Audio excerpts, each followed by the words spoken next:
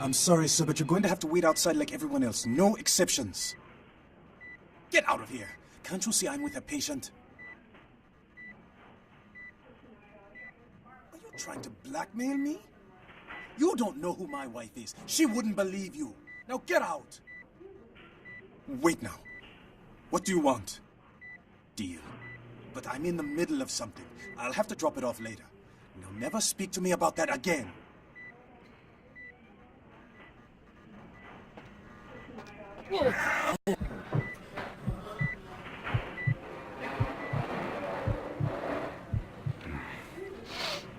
How are his vitals?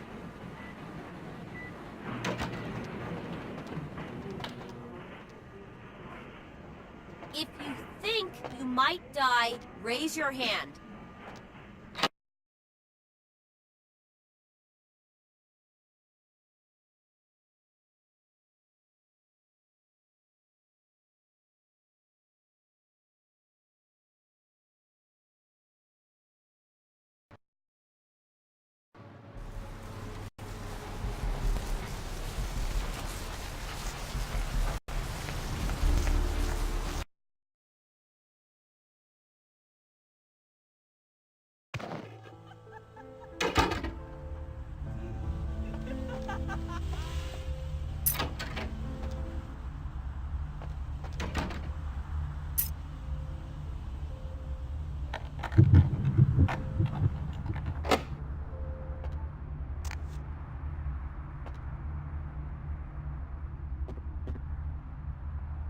Check. Is this thing recording?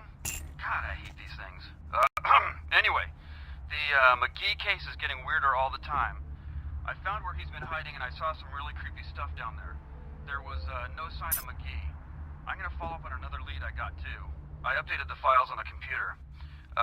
This is Carson signing off. Man, that sounds stupid.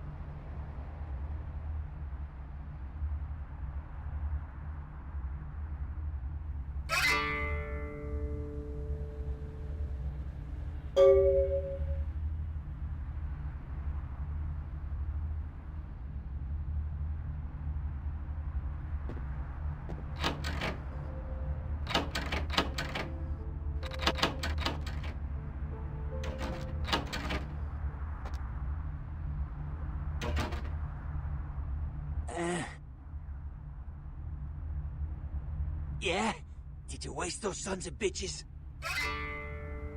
Good. Great. Hope it was painful. Did you get my money back? Damn! I could have used that money to buy myself some new kidneys. Anyway. You need to make someplace disappear. A warehouse. Looks to be a Sabbat interest. There's a guy. I never met him, but I heard a lot about him. His name is Tongue. Bertram Tongue. He's one of you types. If there's anyone who knows more than me about this city, it's him. Unfortunately, Tongue's hiding out at the moment. If there are, I don't know him. But about this Tongue. Tongue's laying low because of Therese. Therese Vorman, you know her? Anyway, word is Therese and Tongue are feuding. I don't know the details. My take's that Tongue thinks he's about to get whacked, so he's gone underground till Therese calls it off. If you want to put that warehouse into orbit anytime soon, you're gonna have to get Therese to call off the feud.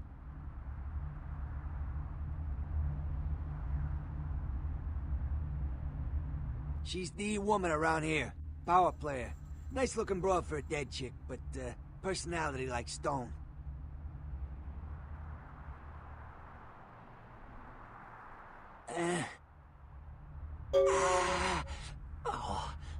Oh, holy Christ, I needed that.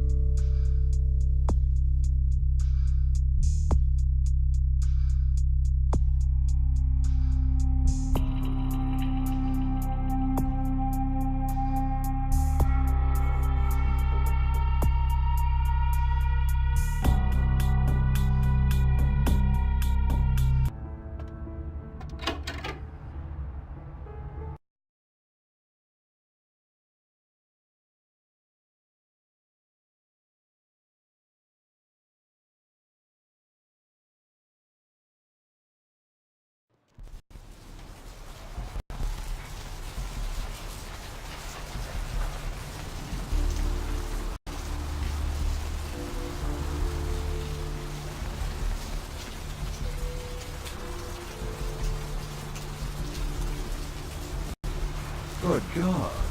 Don't they have street cleaners around here? I'm going to need to bathe when I get home.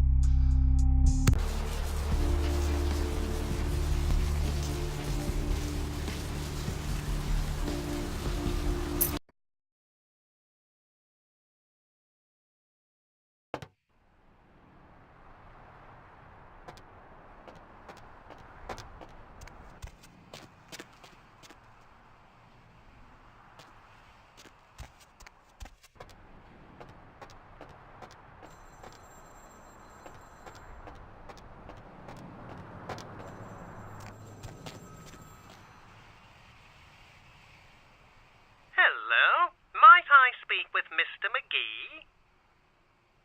Well, I'm not sure.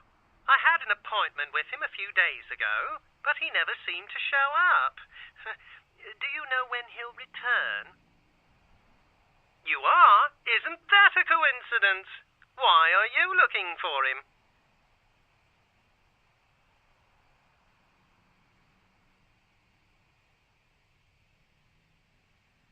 Oh, I see. I'd be delighted to. Why don't you come down to my office and we'll talk about it? I'm at the end of Main Street, small basement studio. The sign says Gimbel's Prosthetics. Just ring the buzzer and I'll let you in.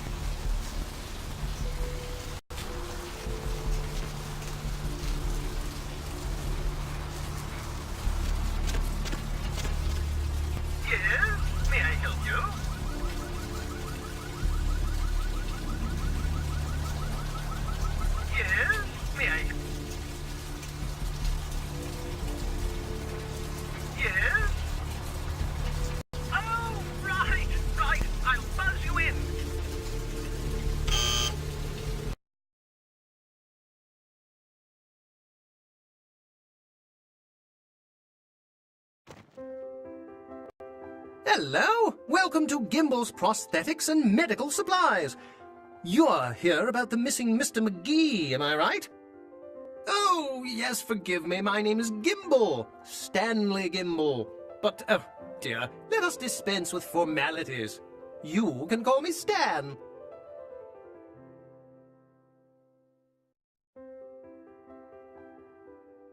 Me? Oh, I'm just trying to make things a little easier for those who find themselves disadvantaged.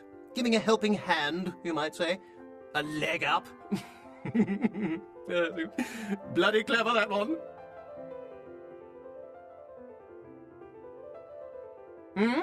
Oh, you mean the arm.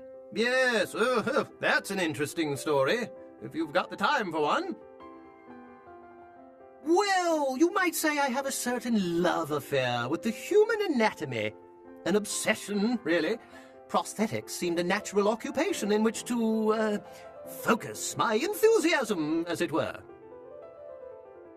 Well, I came to realize that I would never truly reach mastery in prosthetics without knowing what it was like to have to use one.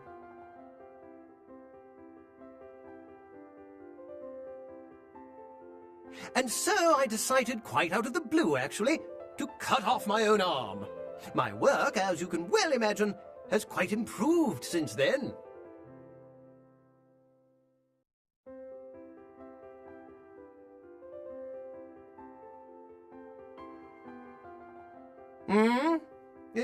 Oh, right. Mr. McGee. Well, as I told you, he was supposed to show up a few days ago for a photography session. Reference for my work, that kind of thing. No, he didn't. Earlier, I had asked him to take a few pictures of himself for my perusal. A sort of, resume, you might say. And that was the last I'd heard of him. Carson? No. I don't think so, anyway. Oh, look! I know I've got some information on Mr. McGee back in my files. Do you want me to try and dig it up? Don't mention it. Just wait here a moment, and I'll be right along. Oh, you have such beautiful arms. I absolutely must have them.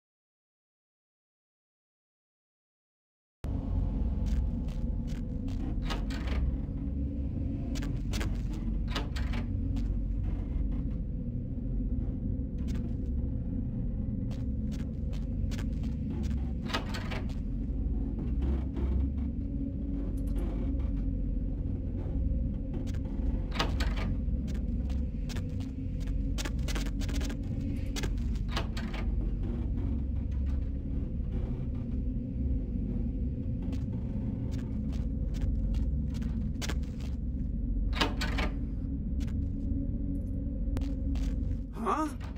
Oh, hey, help! You gotta get me out of here, man! This guy's a freaking nut job! Who, Gimble? Yeah, Gimble. That guy's been taking pieces off of me and McGee over here for the last 3 days. He's crazy, man! Freaking crazy! Where you going, man?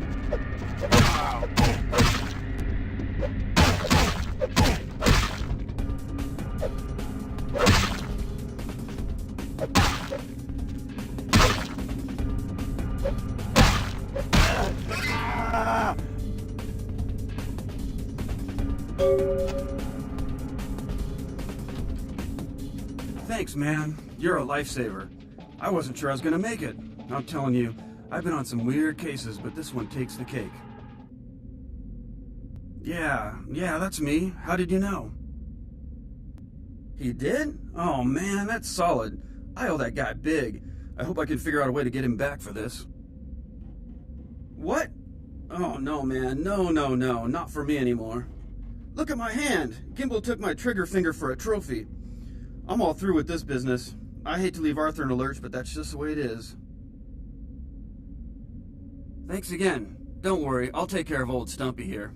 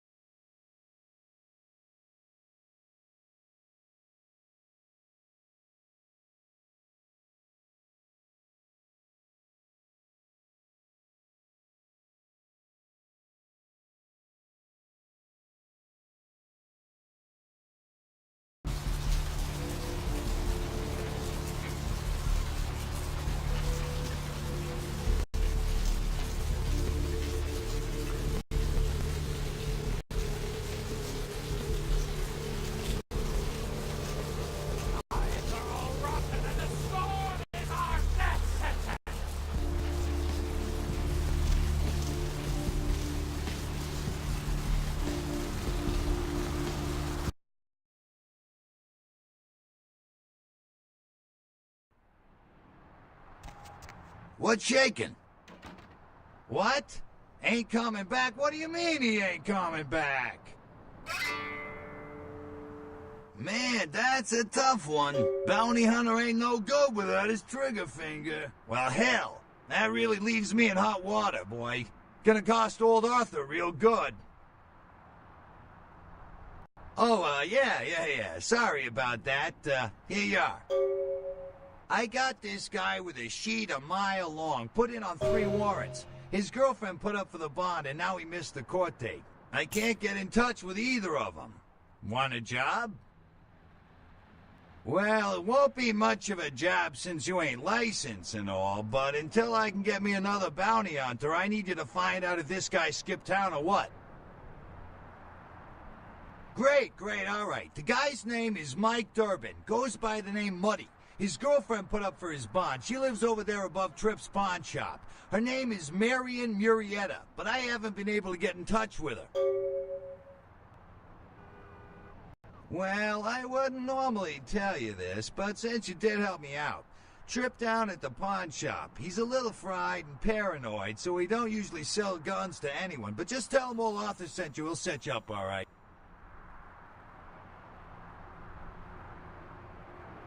Well, he was brought up on manslaughter charges years back, but he got acquitted. Since then, he's been in and out for this and that, small-time stuff mostly.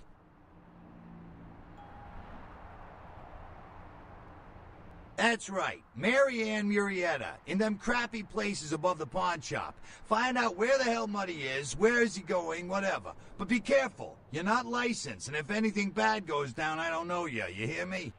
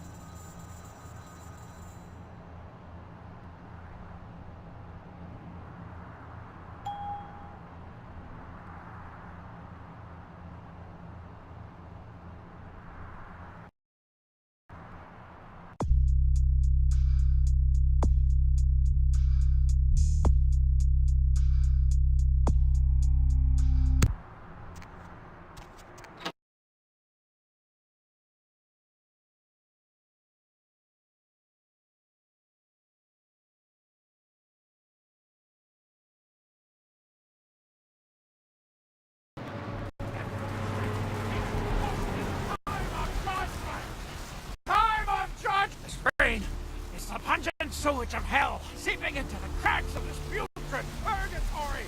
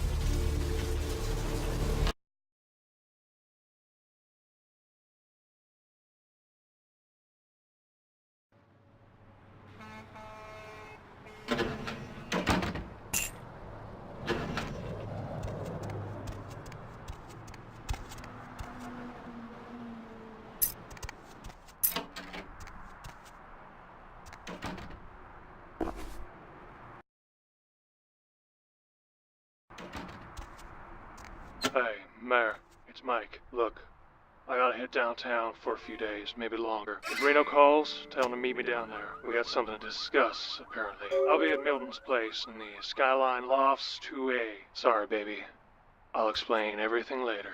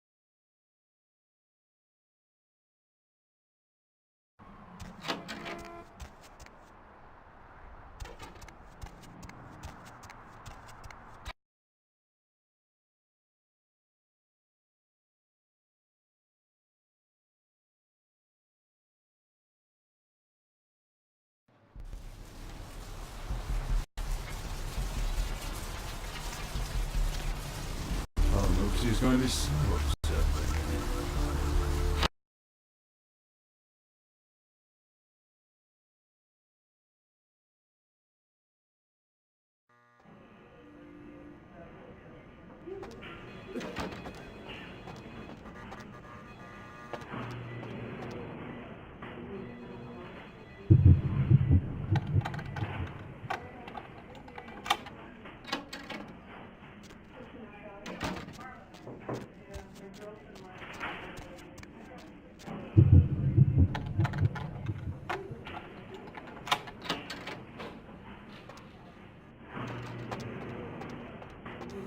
This area is for hospital staff only. You can let yourself out.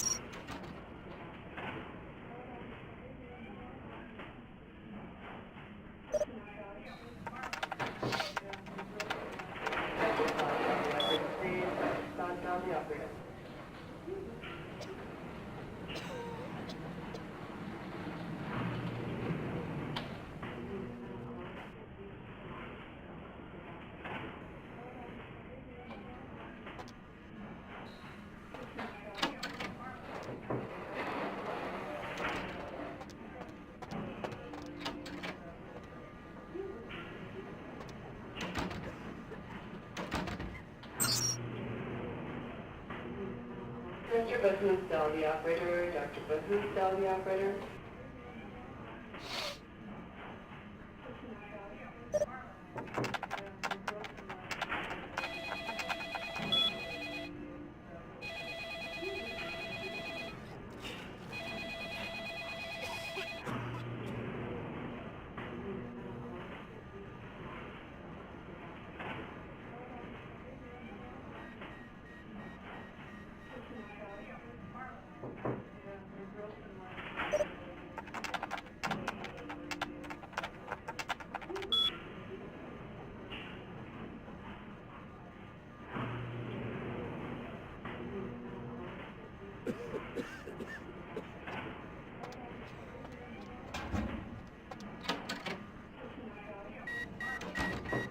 Dr. Scott, tell the operator, please. Dr. Scott, tell the operator.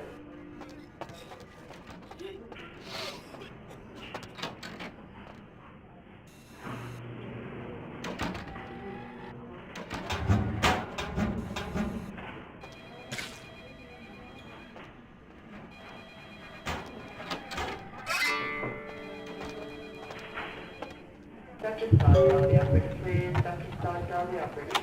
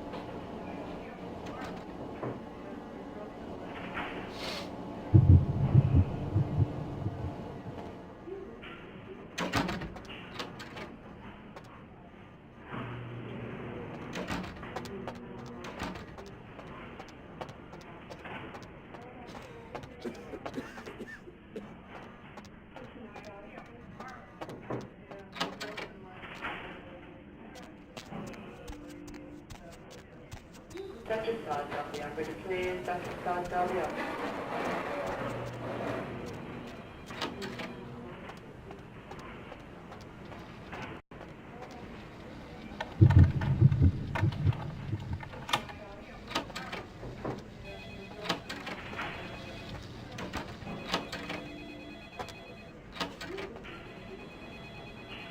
Who are you? What are you doing back here? feel asleep.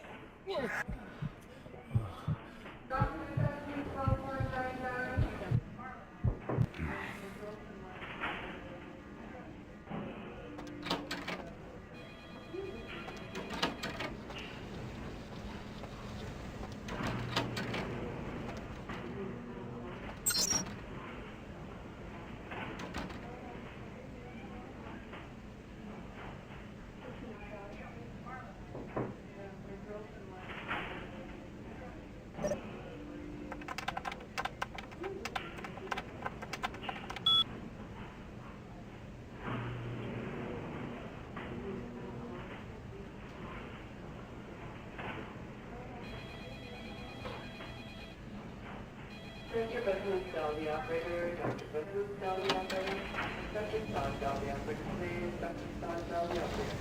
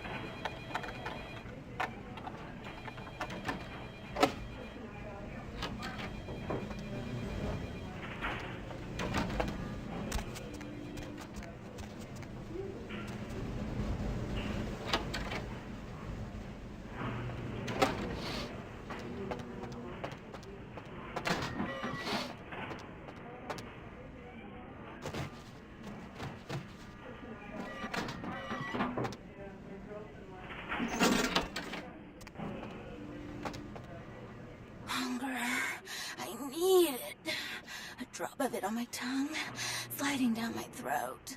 The hot flash in my brain lighting up my body. I can smell it everywhere. Blood. Let me go. It's painful, like I'm going to die. It's calling. Never felt like this before. Let me go. I can smell it. I have to have it. Tell the operator. Dr. Bethlehem, tell the operator. Huh? Huh? You don't look well at all. Oh, sweet mother of God! Dr. Bethlehem, tell the operator. Dr. Bethlehem, tell the operator.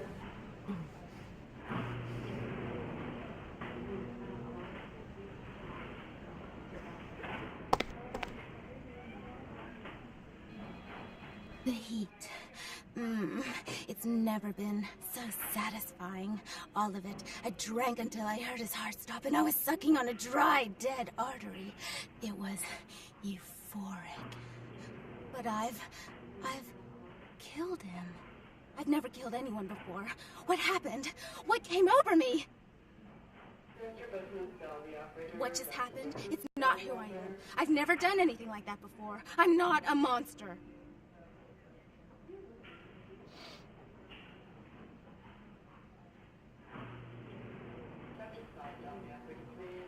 I tried to steal some blood.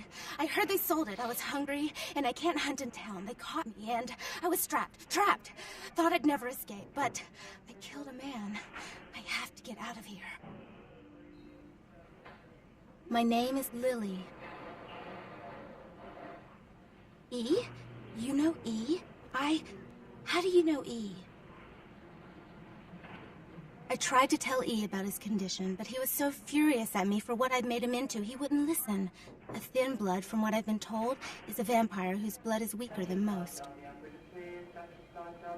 Rolf, my sire, told me some vampires consider thin bloods a bad omen and want them destroyed. Rolf wasn't a thin blood, and apparently I am. I don't know why. Rolf abandoned me. His group wouldn't take me in. They said I was a liability. He left me with so many questions. And I did the same thing to E, but I didn't want to leave E. He forced me out of his life. I should go. I have to get out of here. Maybe out of the city. Soon. E doesn't hate me anymore? I'll go see him. Thank you.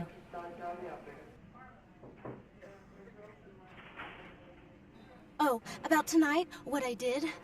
Please, don't tell E. It's not my fault. I couldn't control it. I've never done anything like this before. I'm no killer.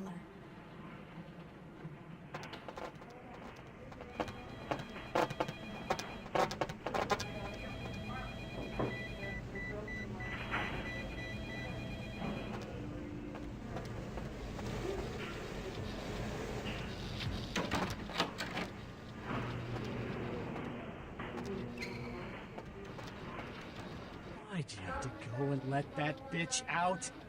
There's one less Phil in the world now. Why'd you have to let her go and eat him, huh? Now I'll never get to do in that bastard myself. Well, you know what? No blood for you. No more!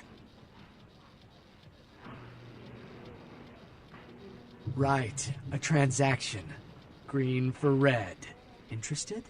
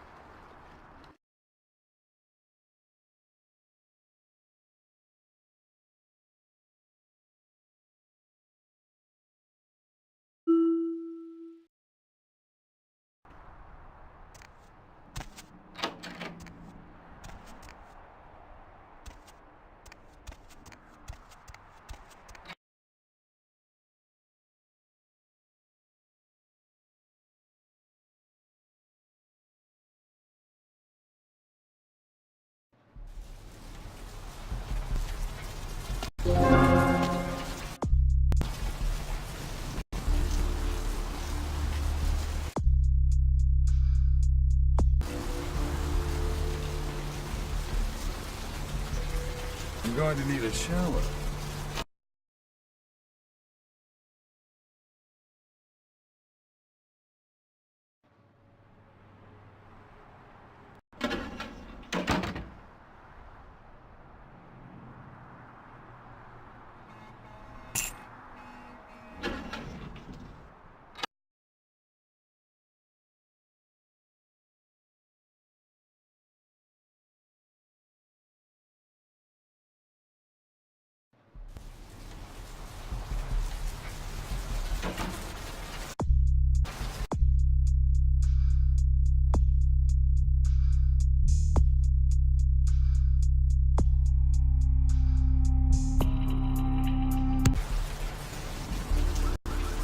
The taxpayers are certainly not getting their money's worth here.